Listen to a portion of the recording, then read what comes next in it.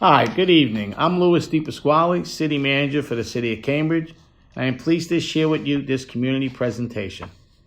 Tonight we will review many important details for the project, including exterior design, as well as logistics for the duration of the project. We'll be introducing you to our city staff, who will be working full-time on this project, as well as our consultant and construction manager, who are all dedicated to the success of this project. You will also hear from our design team at Perkins Eastman, who you may have met in previous community presentations. They will be reviewing the design as it has evolved from our December presentation. We understand the importance of regular communications with our community and are pleased we've been able to share this detailed information with you this evening. We look forward to another successful school building project, one that will benefit the city for many years to come. Finally, as many as you know, Deputy City Manager Lisa Pearson retired earlier this year, and tonight I would like to introduce you to Assistant City Manager David Keel and DPW Commissioner Owen O'Riordan, who will serve as the City Manager's representatives for this project moving forward. With that, I will hand it over to our moderator, Carolyn Day, Senior Associate with Perkins Eastman. Thank you. Thank you for joining us for another presentation of the new Tobin Montessori and Vassal Lane Upper Schools project. I'm Carolyn Day, Senior Associate for Perkins Eastman, the architect for the project, and my role is project manager. The project team has been hard at work developing the design and getting ready for construction. In this presentation, as Louis pointed out, we will share some important aspects of the work in progress. Following this video, we will have a video conference to discuss these developments with you directly, and we look forward to that conversation. Following this introduction, you will hear from Omar Calderon Santiago of Perkins Eastman for a design update. Then, Brendan Roy, the city's construction program manager, will introduce the city's project team. Kathleen Murphy and Michael Schultz from CDM Smith will share how air, vibration, and noise will be monitored during construction to ensure the safety of the community and the contractors. And lastly, Brian Santos, president of WT Rich, will share the current construction schedule and overall logistics for construction and what you can expect as it begins. Let us take a moment to review the project design schedule. Right now, we are about halfway through the design development stage. As its name suggests, our work during design development is focused on elaborating and refining the plans, building systems, and elevational concepts as established in the schematic design. After this is complete, the city and WT Rich will provide feedback for the design team for incorporation into the final documents that will be guidance for construction.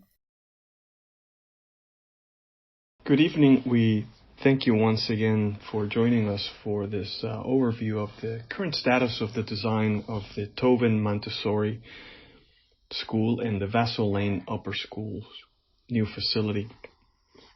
And we begin with a view of the building as it is seen from Vassal Lane. As one approaches the building, one can see that many of the design principles that we had established on our previous meetings remain the same. In fact, the building design has not changed in form or shape or how it sits on the site, but we have added a bit more fidelity to the choice of materials. We knew that we wanted to use a palette of durable materials, and that is reflected here in the use of masonry.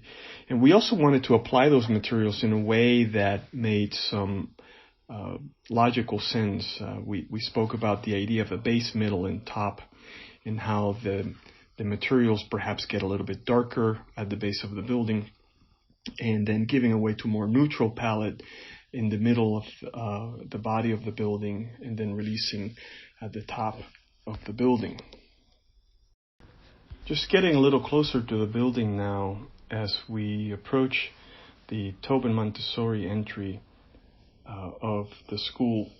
We are received by a canopy, which would proudly display some signage associated with each of the schools and receiving the students as they enter the school facility, keep people out of the elements as they come in. The experience is similar if you're a Vassal Lane Upper School student and perhaps you're coming in from the west side. There's a sidewalk that connects the street sidewalk with the entry of the school, And students arrive at the same canopy, the same point of entry, but with a dedicated entry now to the Vassal Lane Upper School lobby, which is a 2-story space leading to the administrative suite spaces on the 2nd floor. There are several ways to enter the facility. You might recall that there's several programs being housed in the site, and the next point of entry is to the west. As we approach the west side of the building, the entrance to the preschool spaces can be seen in the corner there, and the building there overhangs over the entry, creating a natural canopy that keeps people out of the elements as they come into the building. And you can see that the same palette of materials coming from the front of the building is deployed here as well in a consistent manner. As we make our way around the west side of the building, where the bus loop is located, we see the courtyard, and we are then given a glimpse of where the entrance to the building is located. There is a canopy that reflects some of the same forms or shapes that we saw in the front of the building along Vassal Lane, reminding us of this kind of language of entry. Also along the entry and nearby the canopy, we see that there's stations for bike storage, so that is located in a convenient way to all the points of entry to the school. And we now turn our attention to the north side of the building, the Concord Avenue side of the building, where we consider the scale of the building, as we said before, to be more of a civic scale, civic nature. This is where a lot of the shared components to the building are located, the gymnasiums and the auditorium, the cafeteria, things of that nature. So these are big spaces that require big volumes, and the building reflects that as well.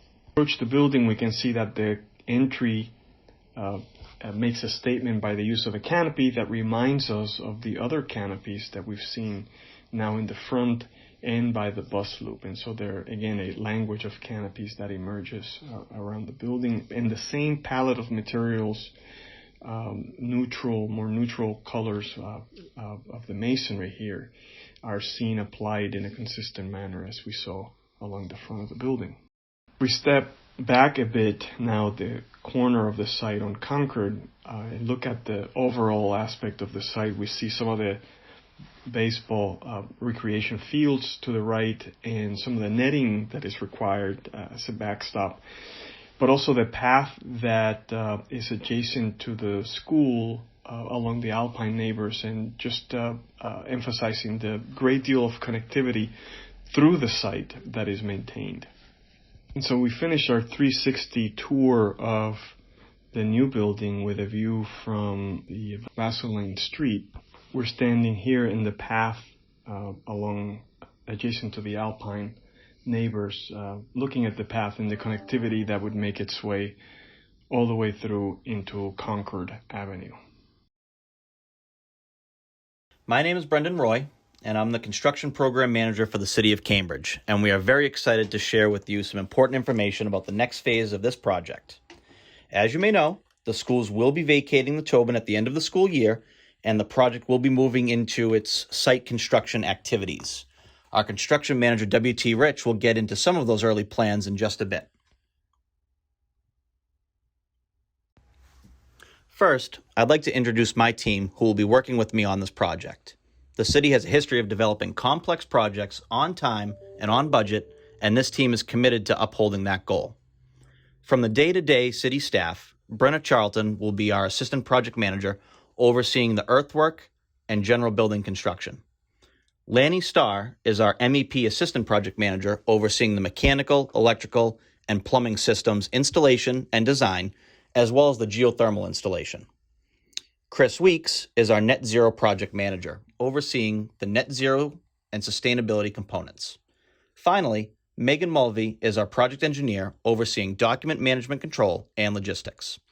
All 5 of us will be on site daily to ensure the project flows as smoothly as possible and are always available.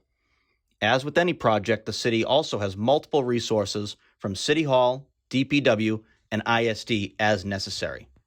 You can see from the slide there are many key teams involved in this project, and I'm happy to have them introduced today.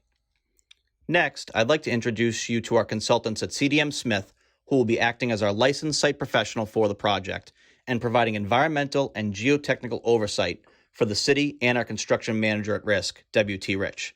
I will now turn it over to Kate Murphy with CDM Smith. Thanks, Brendan. I'm Kate Murphy with CDM Smith, the licensed site professional for the project, and I'll be discussing the Community Air Monitoring Program. Air monitoring stations will be located along the perimeter of the site to monitor environmental air emissions during construction. The stations will monitor dust, volatile organic compounds, VOCs, and landfill gases such as methane and hydrogen sulfide. Dust, VOCs, and landfill gases will have a corresponding action limit set to be protective of the surrounding community. The monitoring stations will maintain a data log and will send an alert if exceedances are measured. Odors will also be monitored to the extent practical by on-site personnel. If monitoring results are recorded at or above action limits and/or strong odors are observed, mitigation measures will be implemented, including site controls for dust mitigation, odor control measures, or other on-site response actions as appropriate. Mike Schultz will now discuss the vibration and noise monitoring programs. Thank you, Kate. This is Mike Schultz from CDM Smith, and I'm going to be talking about vibration monitoring during construction. We are planning on doing vibration monitoring during the construction to prevent any impacts to the abutting properties. There'll be various vibration monitoring stations set up. As you can see in the lower right-hand photograph here, we'll be establishing stations around the site adjacent to the property lines. These stations are basically seismographs that have geophones, and they'll be placed along the perimeter of the construction work area.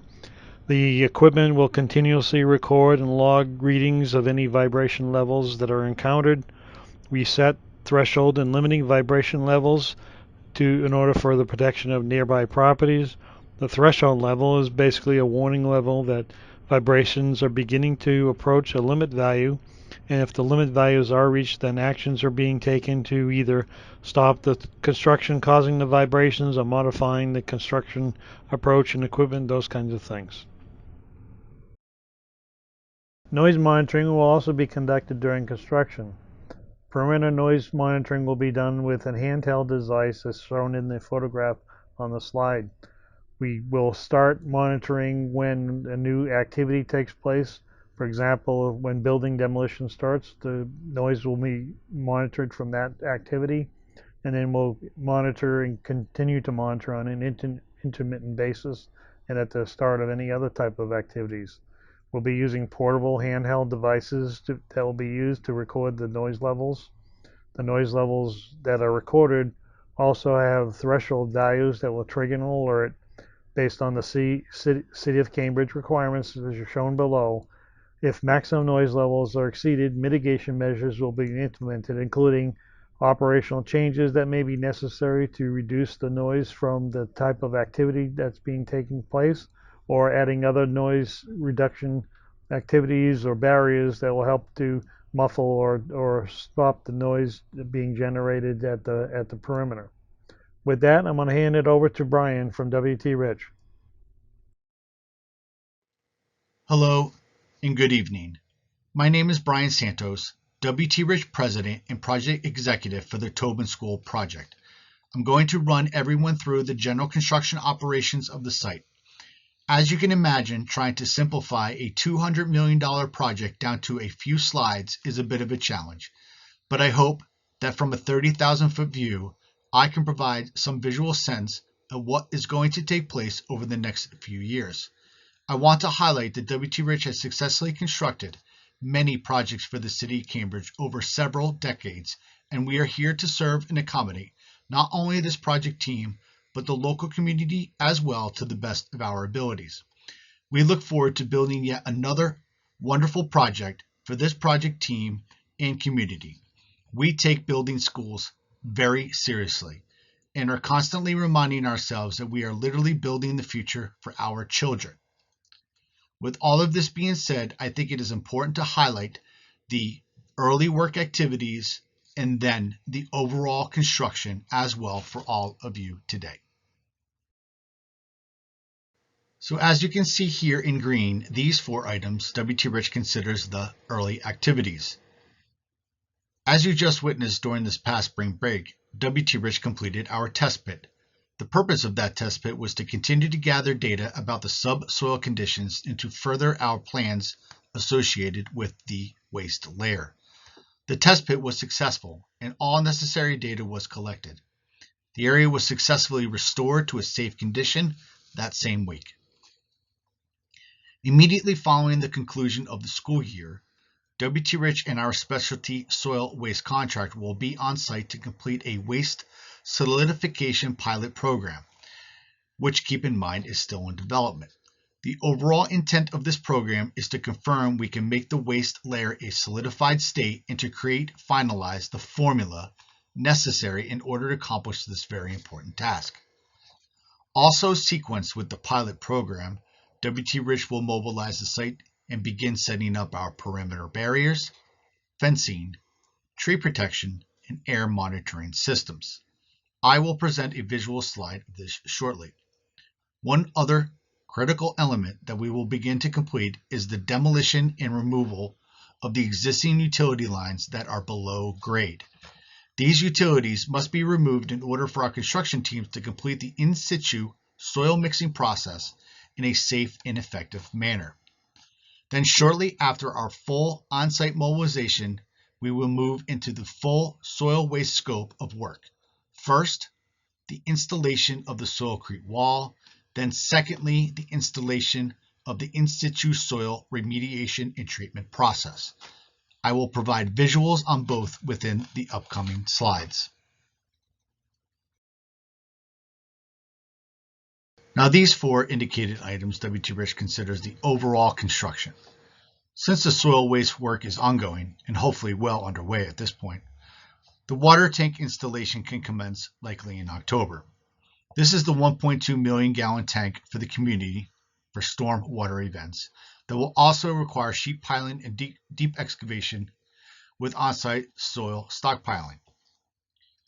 Geothermal wells systems that heat and cool the new building will commence with drilling and excavation, while also during the same period abatement and demolition of existing structure will commence as well. Come the new 2022 year, full construction of the new structure will begin, including foundation steel, exterior enclosure, MEP systems, finishes, and then site work / landscaping. And here is the project schedule overview, commencing with the green overall design phase, the orange indicating the early design packages, and finally the actual construction work shown in blue. Overall construction is July 2021 through September 2025. Like so many other projects that we have completed for the City of Cambridge, the city offers to its immediate / adjacent residences and businesses the opportunity of documenting their homes and businesses inside and out, if authorized. WT Rich would like to add that we have a very good track record for this type of building demolition, but despite that track record, the city will still offer this photographic recording to the abutters. The abutters, as recommended to us by our consultants, will be offered this pre-construction survey. The recording will be completed by Multivista Photography, and a letter following this community meeting will be sent to the selected abutters for their authorization. WT Rich feels that providing slides that indicate an accurate visual sense are most important to establishing and managing expectations. The next few slides will provide the visual sense of the project so the abutting community can see what our site will look like for the next few years. As I noted previously, as soon as the school year is concluded, WT Rich will be mobilizing the site, and as you can see, the top portion of the slide is Concord Ave, and the bottom is Vassal Lane. Overall construction subcontractor vehicles will be held off-site. The construction offices are indicated in gray and will house the city and WT Rich staff, as well as the associated engineers. The city made a special request to keep the basketball court open for the summer, then closing on September 1st. The fence will be located as indicated from June 28th through August of 2025, so that our site crew will have an area to store materials and equipment. Car and truck routes are indicated by dotted yellow lines, and the pedestrian access is indicated by dotted green lines. During this phase, construction traffic will be entering off Vassal, while the access off of Concord is established for later phases. The travel pedestrian path from Vassal to Concord will remain open on the east portion of the site as requested by the city. Here's a closer look at Vassal Lane walking path towards Concord. Please also note that Vassal Lane sidewalk will be closed for the duration of construction due to the heavy construction operations in this area. Please also note that there will be periodic times when this path will be shut down for construction operations, such as demolition of the existing east portion of the building, but will be reopened when deemed safe. Just another view of Vassal. Please note that the existing trees have not been shown here, just for the clarity of the image. But those trees will remain and be protected throughout the project by a professional arborist, Barrett Tree Service, which is a familiar name within the city.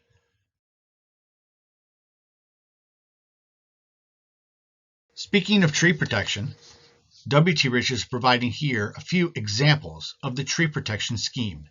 Again, these are just examples, as the overall plan is still being organized and developed by Barrett.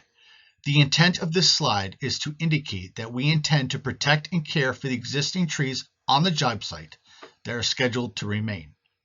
I would also like to point out that the trees along the walkway path on the eastern portion of the site would likely be better served if those abutters would allow Barrett access to their properties. All of this can be discussed at a later point with those individual homeowners. The point here is to simply let you know we are thinking about the proper care of those trees.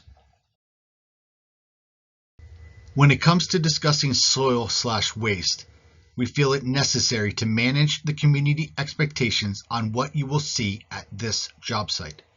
For those that are not aware, the project site many years ago was the community quote-unquote waste dump. Leaves, rock, miscellaneous metals, miscellaneous equipment, just plain old junk was disposed of at this site.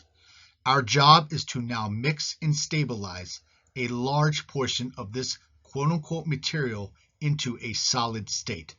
This process will be messy, and all necessary plans will be collected, reviewed, and approved prior to any operations commencing. Soil and water management systems will also be in place to protect adjacent properties, as well as air monitoring systems.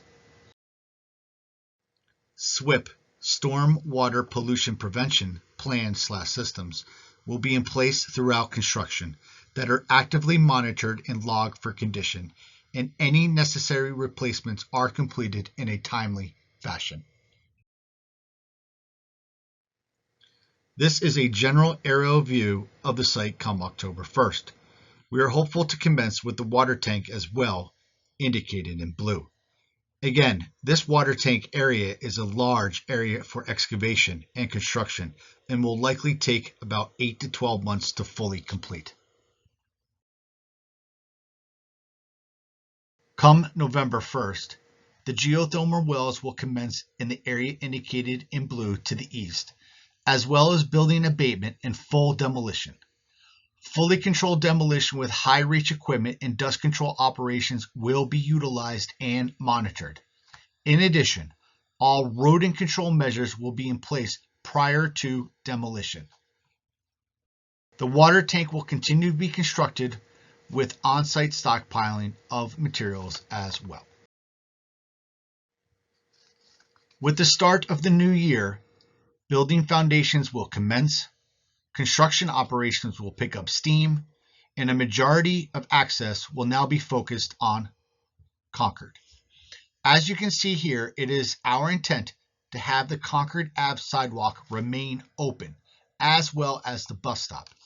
Main access points will be monitored and staffed by Cambridge Police details to ensure safety of the community and to allow easier exiting onto Concord for our construction operations and overall teams. Again, January 1st, foundations commencing.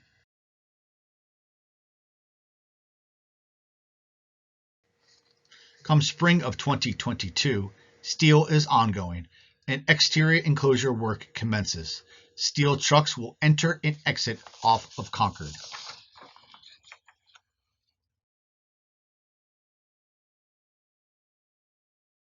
A different view of the steel operations. A point of note, at some point during the course of construction, it is likely a new entry-exit point will be established on Vassal Lane, but at this time we are not sure when it will be established. And like magic, the new building is completed and the ribbon cutting scheduled. I truly wish it was all this easy. We thank you for your time, and I truly look forward to building this wonderful project with all of you in the construction project team. On behalf of the City of Cambridge, the architect Perkins Eastman, and all of their engineers, and W.T. Rich, we want to thank you for your time, and please stay safe out there. We will turn it over to the Q&A portion of the presentation. Thanks again.